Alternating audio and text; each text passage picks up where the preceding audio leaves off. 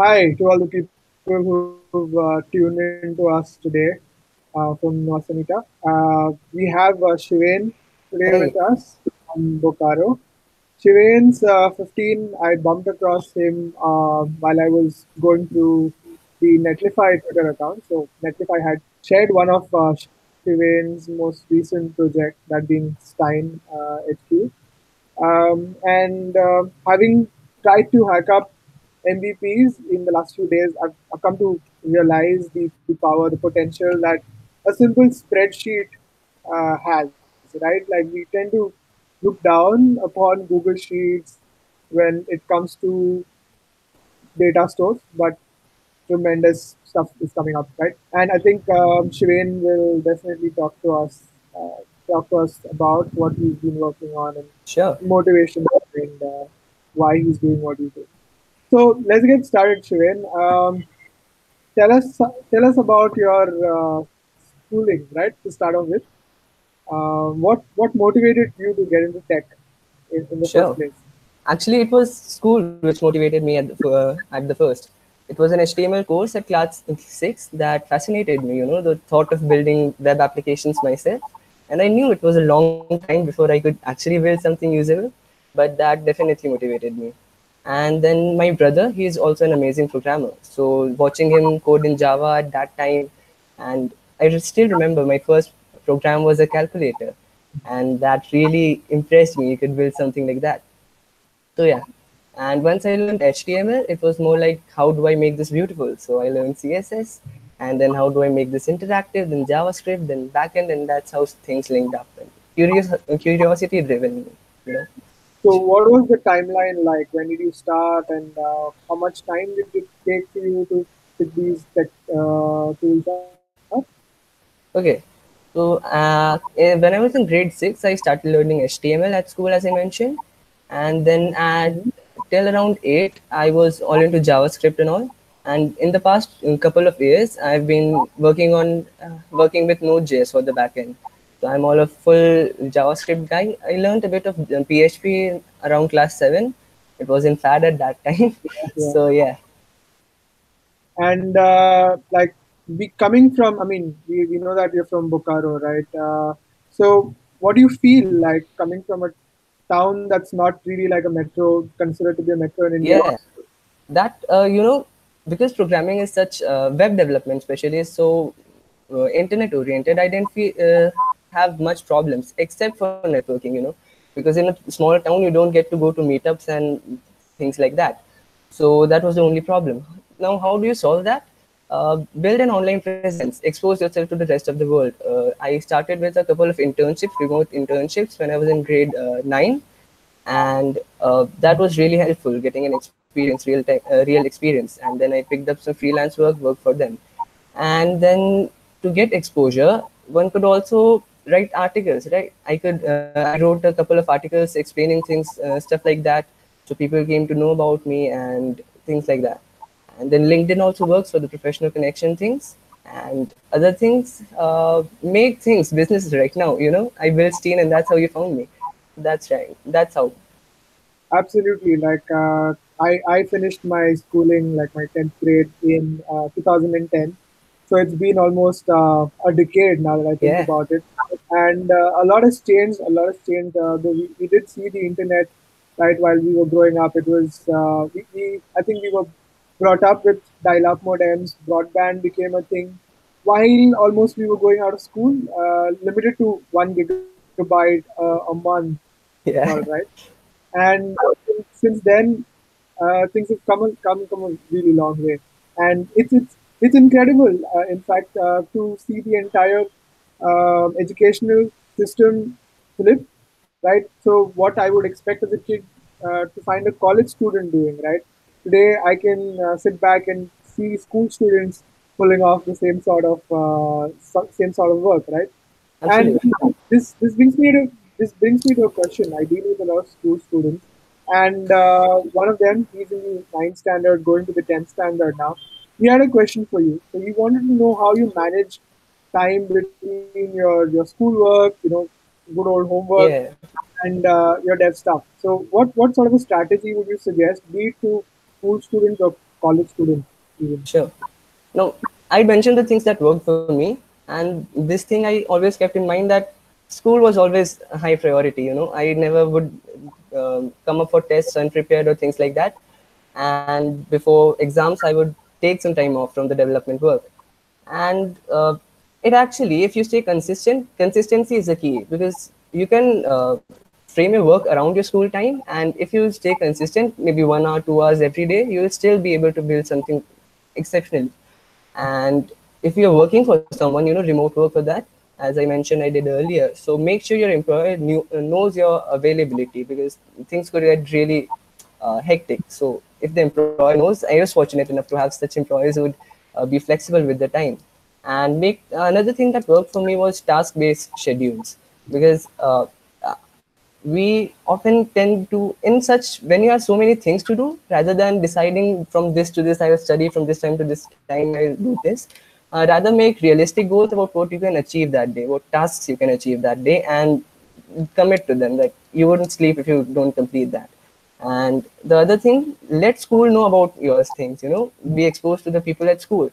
The people at my school know about this thing, so the principal gave some sort of permission to me to be in free periods, go out to the computer lab, do whatever I want. And other benefits as well. School has other benefits. You could organize competitions and lead the school team, things like that. So yeah. So, I mean, it must be an incredible experience getting your hands on to actually interacting with people in a business frame of mind, right? When it comes to freelancing, these are super critical skills, knowing how to pull. Exactly. The first time I freelanced, it was with a startup. I had to build a product for the startup, Mhm. and the planning was done by them. So watching from the sidelines how products are built and how marketing is done, that's exceptionally useful. I So, definitely recommend working for a startup if you can manage, so did you at like least pull off once. the entire product on your own, or Yes.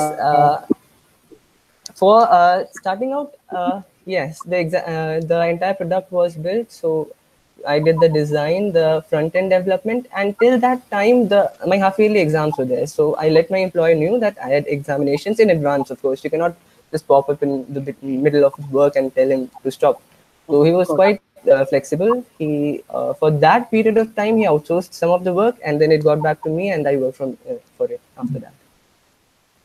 So that's great. And I think you mentioned Node.js, right? Like, what is like the larger tech stack that you use, and how do you see things like no-code tools, changing the landscape in? Exactly.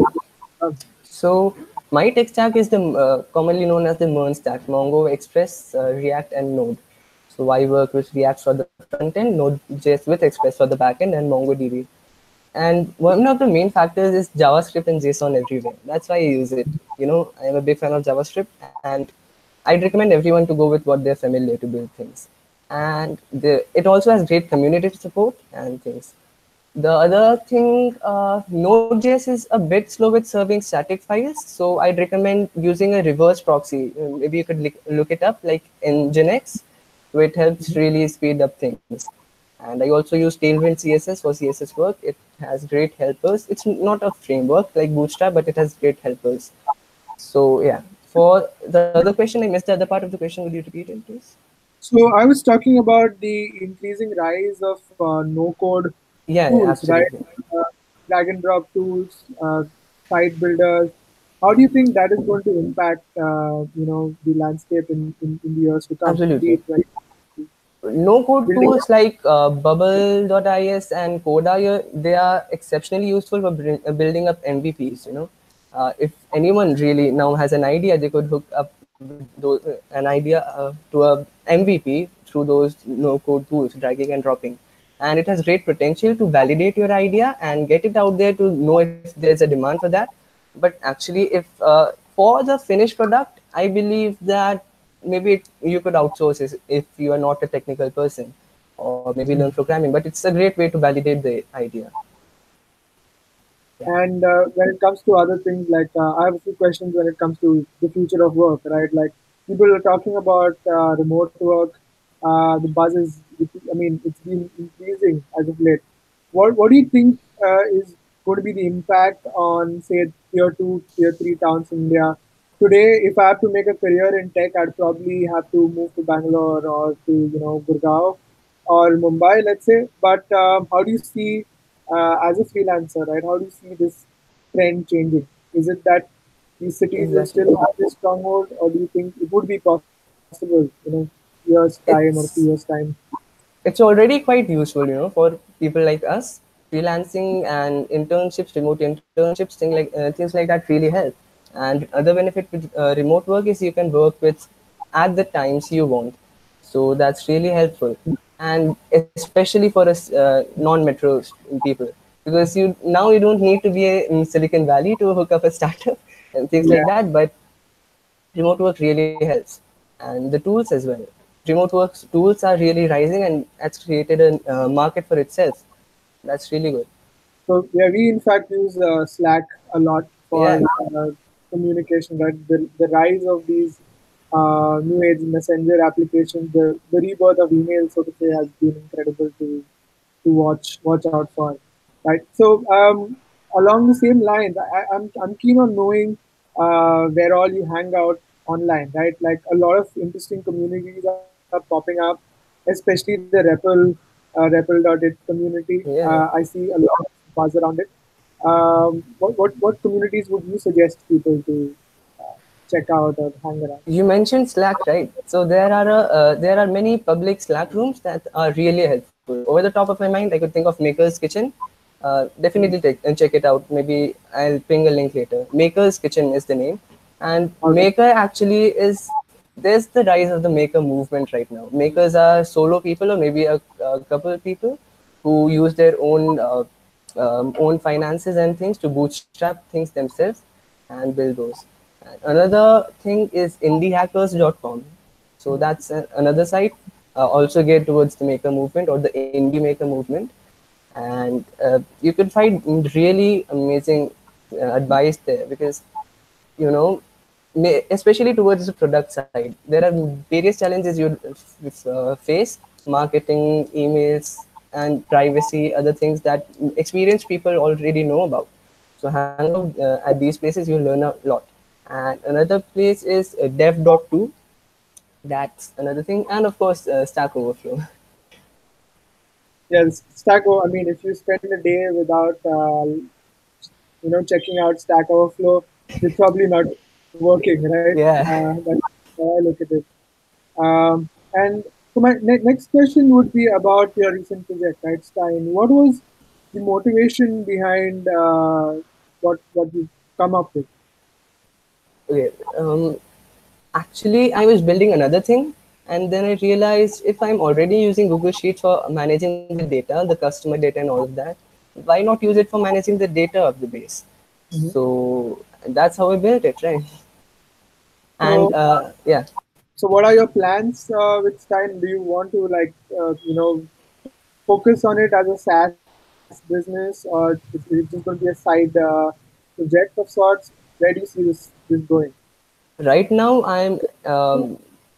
It will always be any project I pick up. I don't expect to give full time right now because I'm in class 11 right now. But of course, there Mhm. will be a great commitment towards it. It will be on the side, but of course, consistency, as I mentioned. Yeah. So this is a question that a few students have been asking me. So they've all been curious to know what you're going to do after your 10th standard, right? Like the usual JE route that most people in India take, or are you going to go YOLO and like take time off, work on your I project? don't expect to drop out at this point, but I'll keep preparing for the JEs as well. Yeah, I'm an aspiring. Not, I don't. I'm not. Geared towards IIT in special, but of course, JE is the path to becoming an engineer. So yeah, of course, I'll be preparing for that. But on the side, I'm sure I'll be doing all this stuff all the time. So where do you think colleges are going to be? Like this is something that I'm personally interested in. Like I think it'll be around 6 years time, right? From now when Hmm. you want to graduate from college, let's say. What do you think the landscape is going to look like, given what you've seen in the last few years with tech and the internet and the nexus it has with education? I mentioned I'm going to be active with all of this because I'm afraid if I don't stay in touch for this long, I'll be completely, invalid for this industry because it's moving so fast. So the tech industry, I've recently seen a few tools which designers can use to produce code, like framer.io. You just design it and it produces the React code for that. So I see those sort of things coming up. And of course, the no code tools you mentioned. And yeah, that's it. The rise of JavaScript as well. Yeah, I think that's partly one of the reasons why people are paid a lot for being web developers. Just the fact that you have so many frameworks to Exactly. back off to catch up with. I think yeah, it's a mess in a way, but I guess there's no other better way of going around it. Is there? Yeah, the best thing you can do is learn how to learn, pick up a framework you like, and later it should be easy for you to, like, you learn React, you could later get the idea of components and things like that, and you could later pick up Angular. It shouldn't be that hard. So learn to learn, that's the thing. So on similar lines, we've discussed about MVPs.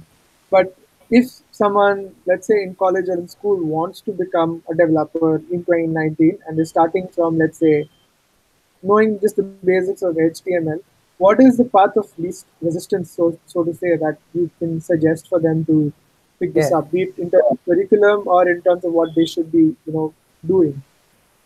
the part that was the case with me as well. I started out with HTML, and as I said, first I decided how do I make it look better. So CSS is the answer. So I recommend learning CSS after HTML, and once you get an idea of how things work, classes, IDs, things like that, you could move on to learn JavaScript for the front end, and then learn more about interaction and things like that. Once you learn JavaScript, you'd be happy to know that you could use it on the backend as well. So Node.js would be another thing, or maybe you could pick up another backend servers and things like that. Databases, of course. Pick one database you'd want. I'll not be talking about SQL, no SQL, things like that. Choose what works for you and use it. Building out things at the first place, MVPs in general, you don't have to worry about scaling. So it doesn't Of really course. matter if you use SQL or Node.js. That's what I'd recommend. Yeah. So there's this common phenomena that a lot of people who are starting off trying to learn things on the internet bump into, and that is of tutorial hell, right? Uh, Hmm. People just keep on going on Udemy or be it YouTube and consuming content, but never sort of getting down to building Yeah, things, right? yeah, yeah. So Exactly. what I should would mention that because till you build things, you're not going to learn how to actually implement all of the knowledge you learned. And that was something I've been learning all the time. And that's how you know what you need to learn.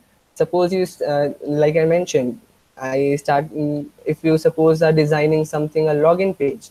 So yeah, you know the HTML, JavaScript, CSS, everything. But how do I make it work? So you learn about servers and databases. So you know learn how to build things with the things you have learned.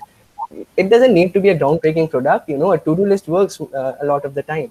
So yeah, if you learn something, build something simple, try it out, and see how it works for you. So now, I mean, zooming out for a while, a lot of new technologies have been cropping up into the public eye as of late.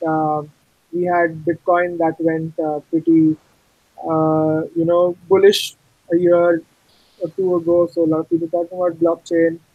AR is now seriously like entering into our lives through be it Snapchat or a Google camera, right?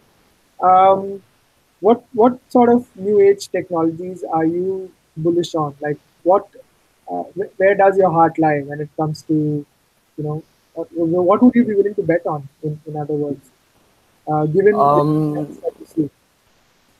yeah. So I am quite interested in web development itself, but I'm a bit apprehensive of the future because just as I mentioned, tools like Framer and things which let designers produce code.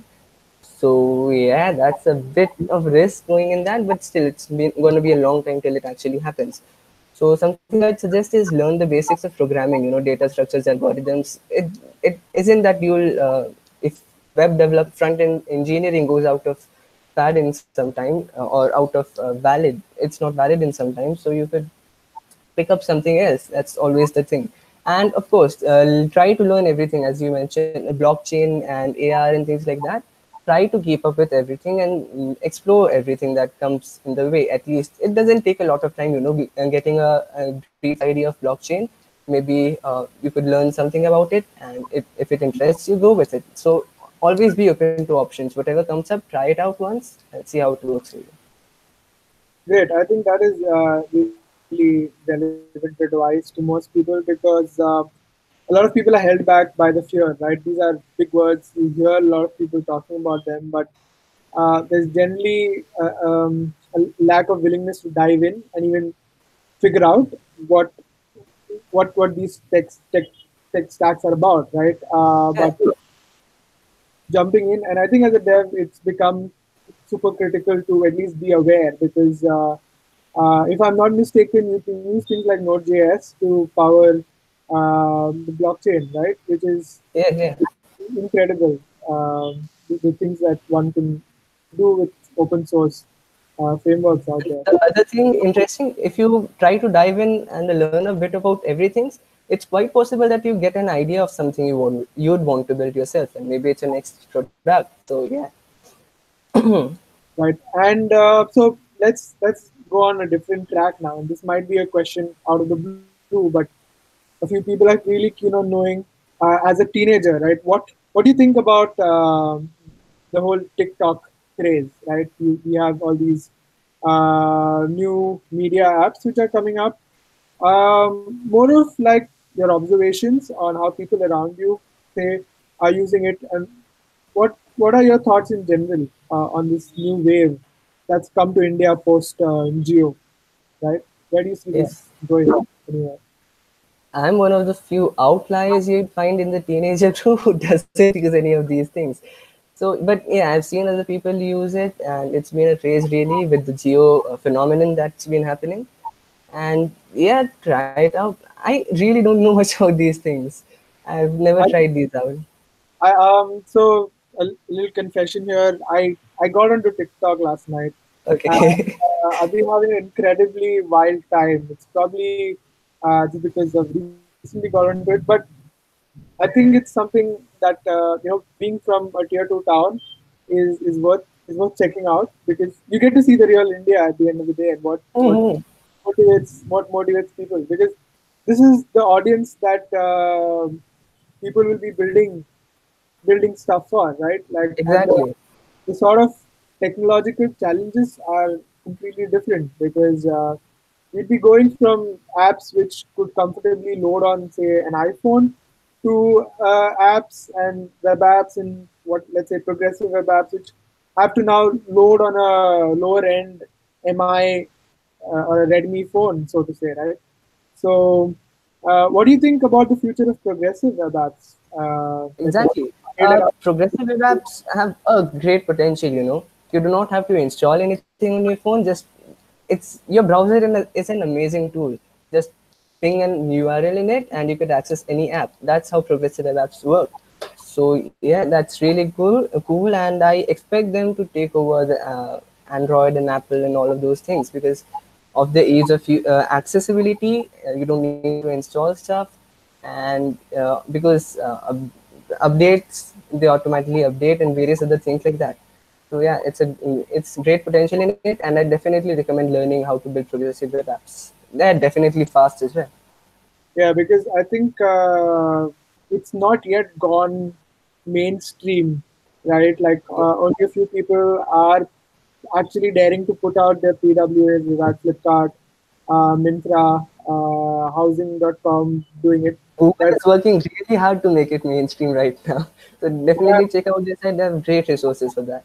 undoubtedly so. And CDNs like Netlify, frameworks like Gatsby are only making it much more easier, I would say, for people to fire up a progressive web app in no matter of time, right?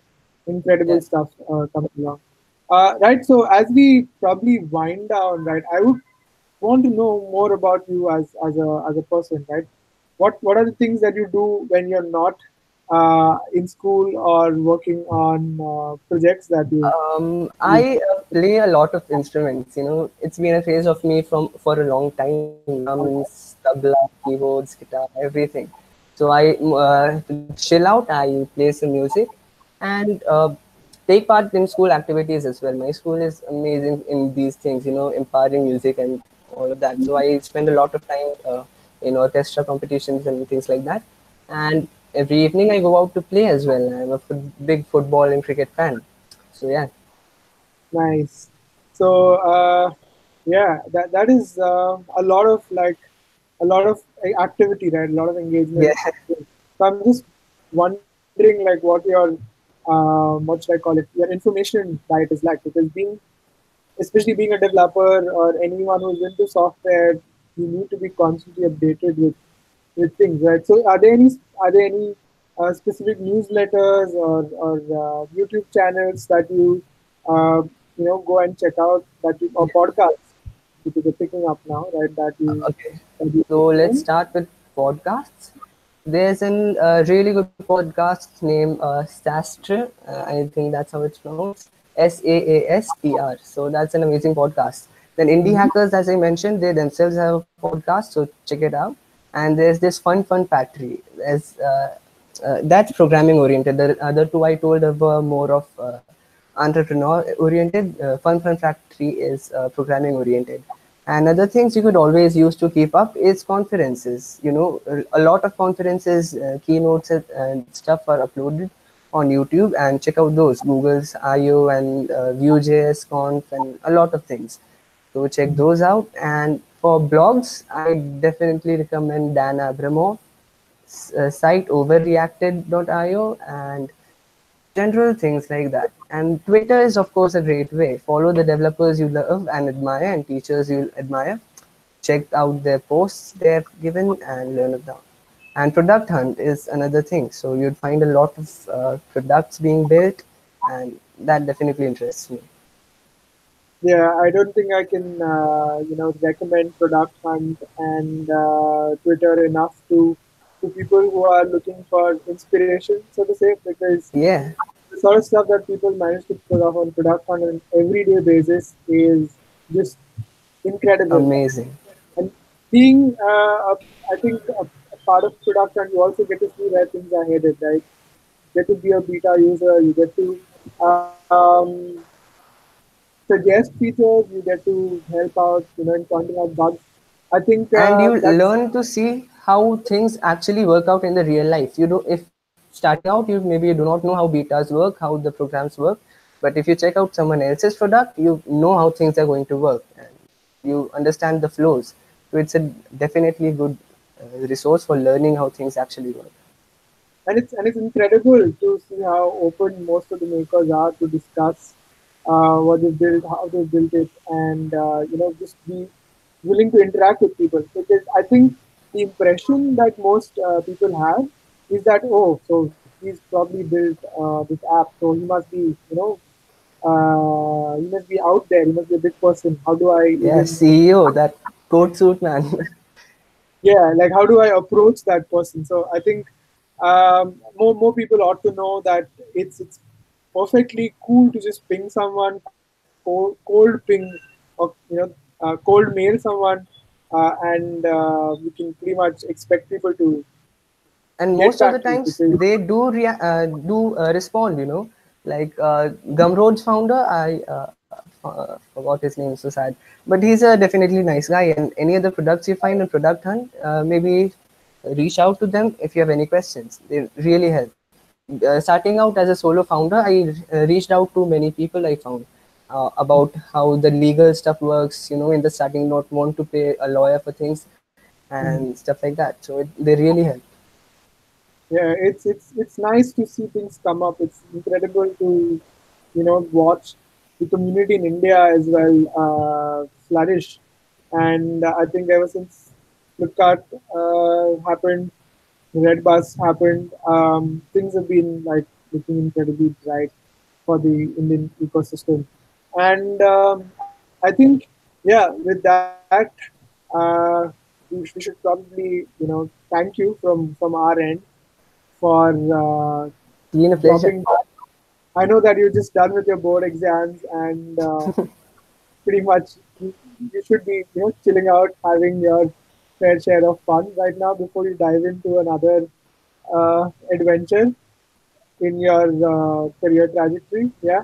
So Sure. thanks, man. Thanks for dropping by.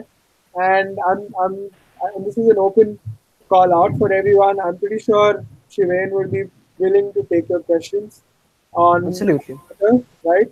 And please check out his product and try to build things over it. That's, I think, the ultimate aim, right? Being a platform to empower makers, to empower creators, get started off with implementing their ideas, right, as soon as possible. So we Yeah. are You could actually skip out the whole definitely, back end. yeah, exactly. I've been building things off Airtable as of Yeah. late, right? Because it's almost like an SQL database if you think about it. So, things are looking bright, and I hope to see more of you in action, building things and making lives easier for anyone who has an idea and wants to get get get out and get running with it. Yeah.